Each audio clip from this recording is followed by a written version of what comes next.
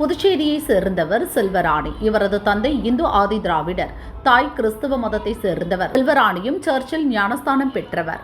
2015 புதுச்சேரி அரசின் கிளர்க் பணியிடத்திற்காக பட்டியலின வகுப்பை சேர்ந்தவர் என கூறி விண்ணப்பித்து தேர்ச்சி பெற்றார் செல்வராணி. ஜாதி சான்றிதழ் சரிபார்ப்பின் போது அவர் கிறிஸ்தவ மதத்தை சேர்ந்தவர் என்பது கண்டறியப்பட்டது. இதையடுத்து தன்னுடைய தந்தை இந்து சமூகத்தை சேர்ந்த பட்டியலினத்தவர், தாய் கிறிஸ்தவர் என குறிப்பிட்டு பட்டியலினத்தவருக்கான ஜாதி சான்றிதழ் கேட்டு விண்ணப்பித்தார். ஆனால் கிராம நிர்வாக அலுவலர் மேற்கொண்ட விசாரணையில் செல்வராணியின் தந்தை உட்பட அனைவரும் பல ஆண்டுகளுக்கு முன்பே கிறிஸ்தவ மதத்திற்கு மாறியது தெரியவந்தது.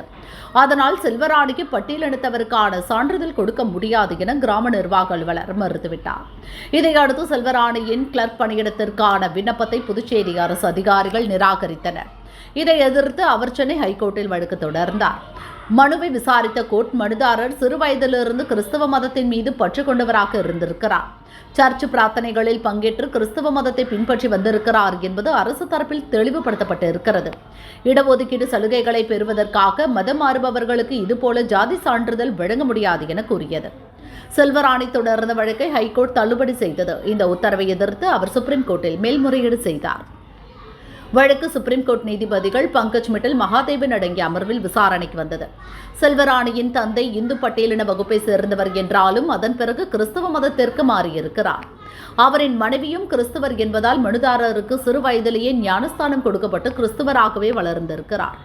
அரசு பணிக்காக முயற்சித்து வரும் அவர் தானும் தன்னுடைய குடும்பமும் இந்து மதத்தை சேர்ந்தவர்கள் என்றும் இந்து மதத்தை பின்பற்றி வருவதாகவும் குறிப்பிட்டிருக்கிறார்.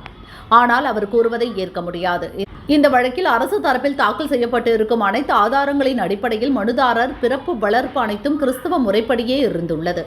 மனுதாரர் இந்துவாக மாறியதற்கான எந்த ஆவணங்களையும் சமர்ப்பிக்க முடியவில்லை. ஒரு மதத்தின் கொள்கைகள், கோட்பாடுகள் அதன் ஆன்மீக சிந்தனைகளால் ஈர்க்கப்பட்டு எவர் ஒருவரும் அந்த மதத்திற்கு மாறலாம். அது அவரின் தனிப்பட்ட உரிமை. ஆனால் வேலைவாய்ப்பு போன்ற ஆதாயங்களை அடைவதற்காக மதம் மாறுவதை ஒருபோதும் ஏற்க முடியாது. ஒருவர் தான் இந்து மதத்தை பின்பற்றுவதாக சொல்வதால் மட்டுமே அவர் இந்துவாகிவிட முடியாது.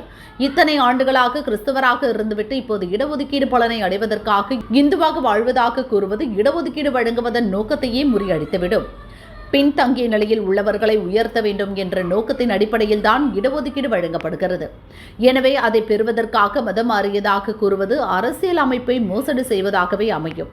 அதனால் இந்த மனுவை சென்னை ஹைகோர்ட் தள்ளுபடி செய்தது செல்லும் என சுப்ரீம் கோர்ட் நீதிபதிகள் தீர்ப்பளித்தனர்.